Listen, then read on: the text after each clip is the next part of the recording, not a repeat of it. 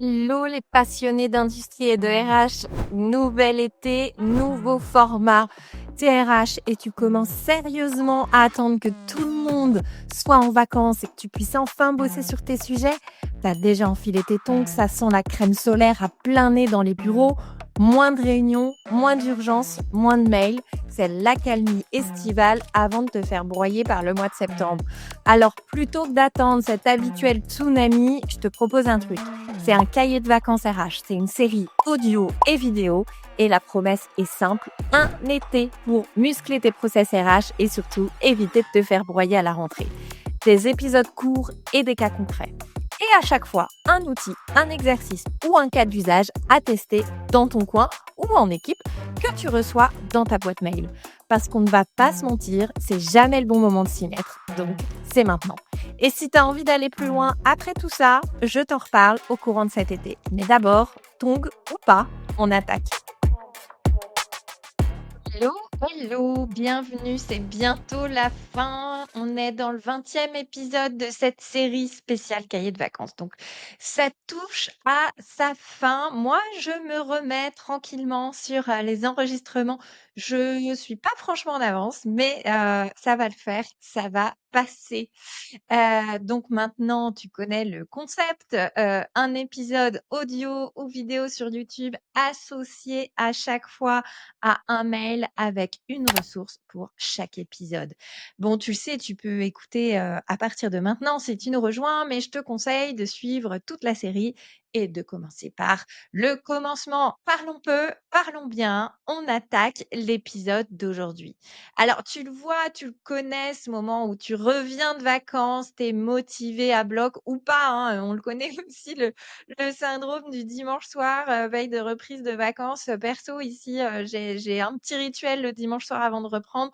On se fait souvent un petit resto ou un petit McDo ou un petit truc sympa histoire de passer la pilule et hop, on attaque à fond, reboosté à bloc dès le lundi matin. Mais attention, là, le piège, c'est clairement que tu rebascules un peu en mode survie, que tu retrouves ton confortable ou pas mode pompier entre clairement la rentrée des managers, les recrutements qui reprennent, tous les projets RH qui se réouvrent. Tu vas aussi tranquillement enclencher les démarches de finalisation du budget pour l'année prochaine, le plan de formation, etc. qui en découle. Donc, on sait que c'est une période où tu ne vas pas chômer. Alors, l'idée, c'est pas de travailler pendant les vacances, mais on est bien d'accord, c'est de profiter de cet été ou de cette fin d'été pour faire des petites choses simples, concrètes et actionnables pour attaquer le mois de septembre sans subir ou sans trop subir en tout cas. Alors ici, je vais te partager 5 petites choses simples et utiles à mettre en place. Donc on est vraiment sur un épisode, qui va te permettre d'actionner avec des outils, des solutions hyper faciles à mettre en œuvre. OK? Allez, c'est parti. Alors pour moi, la première étape, c'est vraiment, si tu l'as pas déjà fait, de préparer un calendrier avec tous les temps forts RH que tu vas avoir. Alors, tu peux te dire que tu le fais d'ici la fin de l'année, d'ici le mois de décembre, pardon, mais reproductible ad vitam aeternam. Franchement, hyper utile. Alors là, fais un truc simple, tu ouvres un Excel et tu traces toutes les grandes échéances qui arrivent entre septembre et décembre. Typiquement, TNAO, ton plan de formation à finaliser, le budget RH, à quel moment il doit être défini, les bilans sociaux, les différents projets transverses, etc. Tu poses les jalons et là, ça te permet de te redonner un cap, de te remettre une vision partagée dans l'équipe et du coup d'y voir plus clair. Ça permet aussi de prioriser, de te dire, attends, qu'est-ce qu'on a posé comme cadre, comme jalon d'ici la fin de l'année? Et on tâche autant que faire se peut, de les respecter et de prendre les décisions, en fonction de cette vision qu'on a planifiée. Si ça sort du cadre, après à toi de jauger. Est-ce que c'est pertinent? Qu'est-ce que ça va apporter comme valeur complémentaire? Ou est-ce qu'on reporte? Et dans ces cas-là, on le planifiera sur les temps forts à partir du mois de janvier. Alors, t'inquiète, je t'ai tout mis et je t'ai fait un template de folie. Je te jure, j'y ai passé un temps fou. Heureusement, je partais pas de zéro parce que c'est des outils que j'utilise souvent, plutôt en mode projet ou auprès de mes clients.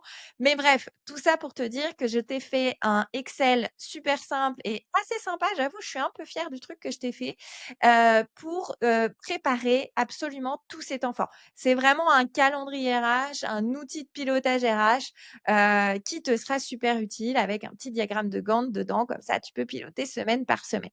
Donc ça, c'est top. Tu le reçois comme d'habitude mardi prochain. Alors, deuxième action pour moi à faire, parce que là, tu es sur le Q4 de cette année, 2025, c'est vraiment de refaire un point sur l'année ou sur les 3 premiers trimestres qui se sont écoulés. Tu prends 30 minutes, franchement, il y a pas forcément besoin de plus et fais un mini bilan.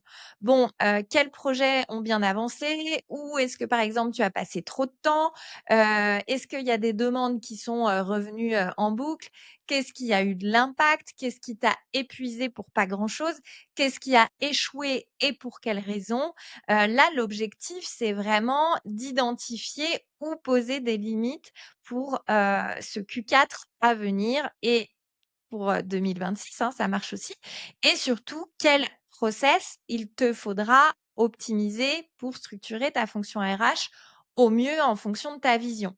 Bon, là, franchement, tu peux, reprendre ces questions-là et tu fais un truc très simple, sur un Google Doc, un Word, un tout ce que tu veux. Pour moi, la troisième étape ensuite pour que tu te noies pas, dès maintenant, c'est vraiment que tu structures ton agenda avec des blocs de temps qui soient fixes, histoire de pas te surcharger et histoire de te forcer, de ritualiser à te dédier des temps alloués à tes propres projets et pas à ceux de ton équipe, pas à ceux de tes managers et cetera et cetera. Donc s le problème, c'est que si tout est urgent, rien n'est prioritaire et si tu bloques pas des temps dans ton agenda dédié à tel ou tel sujet, à tel ou tel projet, bah, ça se fera pas, en fait, tout simplement. Donc forcément, tu peux bloquer des temps, tu peux bloquer un créneau, par exemple, hebdomadaire. Tiens, je me penche sur tel, sujet de process RH, je me pose sur tel pilotage de projet, je fais un point d'équipe structurant et tu te prends aussi des temps de recul à toi. Mon conseil là-dessus, c'est vraiment de faire du batching, de te dédier un temps, d'1 heure ou 2 heures où tu produis plusieurs tâches relatives à ce sujet-là. Ça va te demander beaucoup moins d'efforts que de revenir à chaque fois et que de repartir de zéro. Donc structure ton agenda pour penser et piloter et pas, surtout pas juste, subir. Pour moi, c'est vraiment la clé. Au début, quand on n'a pas l'habitude de le faire, c'est vrai que c'est un peu saoulant, mais à force de discipline, et de vraiment de se dire: «Non, c'est un temps sacré que je garde pour ce sujet-là précis», bah, ça finit par fonctionner, vraiment. Ensuite, 4e étape pour moi, c'est vraiment de reclarifier ta vision stratégique là, pour cette fin d'année et ensuite pour 2026. Parce que forcément, si tu rentres dans la partie, budgétaire, on sait que ça commence tranquillement en septembre, octobre. Généralement, on essaie de les finaliser début novembre, mi-novembre, max. Donc forcément, rebalaye ta stratégie d'ici la fin d'année et pose-toi sur ta stratégie 2026. Donc où est-ce que tu veux que ton équipe RH soit, au mois de janvier? Quels projets sont prioritaires en fonction de cette feuille de route? Quels irritants, tu dois absolument, faire évoluer? Et aussi un petit point, félicité, de quoi est-ce que vous êtes fiers finalement en termes de réalisation, cette année? Il y a pas forcément besoin d'un plan, stratégique de 50 pages. Tu sais que je t'ai déjà, aussi mis dans les ressources, la matrice en X. Je te conseille vivement, vivement, si tu l'as pas déjà complétée, de t'y poser dès maintenant puisque de toute façon, tu auras besoin de le faire pour ton budget. Ensuite, la 5e étape, je sais que je t'en ai déjà parlé, c'est important de le redire, c'est vraiment de lister en fonction à nouveau de ta stratégie et de tes enjeux stratégiques, 2 ou 3 process RH à optimiser en priorité. Parce que clairement, si tu veux gagner en impact, que ce soit pour toi, enfin, si toi tu veux gagner en impact ou si tu souhaites que ton service RH gagne en impact, il faut commencer par soulager votre quotidien pour vous dédier à des tâches à valeur ajoutée.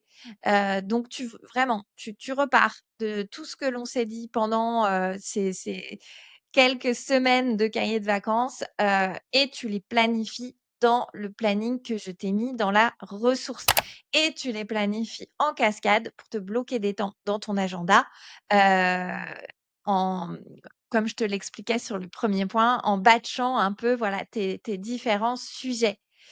Alors, disons-le, l'été, c'est le moment idéal pour, lever la tête, pour souffler, pour poser les premières pierres de ta rentrée. Mais ça y est, il y a de grandes chances que tu y sois à ta rentrée. Donc ces 5 actions, pour moi, c'est vraiment un premier pas. Et tu verras que vraiment la ressource que je t'ai glissée, ce fameux planning, elle va t'aider à y voir plus clair, à planifier ton année, à planifier cette fin d'année Q4. Pour moi, c'est vraiment un modèle de pilotage RH. J'y ai fait un mix de gestion de projet, de planification. C'est un peu un mix de ces 2 types d'outils-là. Après forcément, si tu veux vraiment aller plus loin, si ton but, c'est vraiment de reprendre la main sur ta fonction RH, même si je t'ai donné beaucoup de conseils, au cours de cet été, ce qui peut te manquer à ce stade, c'est vraiment par quoi je commence, quels sont les outils, quelles sont les méthodes de faction plus structurantes et aussi d'avoir l'opportunité de benchmarker, d'avoir des bonnes pratiques ou des cas d'usage, d'autres pairs. Alors ça, c'est vraiment ce que je te propose et ce que tu vas gagner comme bénéfice dans la formation, qui démarre en septembre, voler les pratiques des ingénieurs pour structurer sa fonction RH. Tous les détails sont dans le lien de la description de l'épisode. Crois-moi, c'est la meilleure décision que tu peux prendre pour ta rentrée, pour pouvoir souffler et pour y voir plus clair sur les bonnes méthodes pour le faire. Voilà, écoute, je te laisse sur cet épisode. Prends soin, de bien te poser sur la ressource que je te partage et je te dis à bientôt. Bye bye. Voilà, cet épisode est terminé et si tu es encore là et que tu m'écoutes déjà depuis quelques épisodes, j'imagine que tous ces sujets te parlent. Je me doute que tu passes ta vie à avoir la sensation de gérer les problèmes des autres, que tu es littéralement entre le marteau et l'enclume avec d'un côté les enjeux stratégiques à porter et de l'autre la tête dans l'opérationnel qui te bouffe donc tout ton temps. Donc tu vois bien, tu pourrais faire mieux maintenant. Mais t'as jamais le temps de poser un cadre et quand tu veux structurer, piloter un projet RH, tu rames, tu rames, tu rames pour embarquer la ligne managériale, avoir un budget ou juste simplement qu'on t'écoute. C'est exactement pour ça que j'ai créé cette formation Voler les pratiques des ingénieurs pour structurer votre fonction RH. Elle te permettra de parler le même langage que les opérationnels, que ton dirigeant, que ta ligne managériale et reprendre enfin la main sur ton quotidien. Donc oui, tu vas y trouver une méthode. Oui, tu vas y trouver des outils prêts à l'emploi. Tu vas aussi trouver la capacité de poser un cadre solide qui va te permettre tout ça, mais aussi le plaisir d'échanger avec des pairs et de confronter vos problématiques que l'on va pouvoir décortiquer ensemble. Donc, pour cette première session, cette première cohorte, allez, je lâche le mot, j'ai fait un tarif spécial, un tarif Early Bird. C'est maintenant ou jamais. Je te mets le lien pour t'inscrire à cette formation dans la description de l'épisode. En attendant, je te retrouve lundi ou jeudi pour un nouvel épisode. Allez, bye!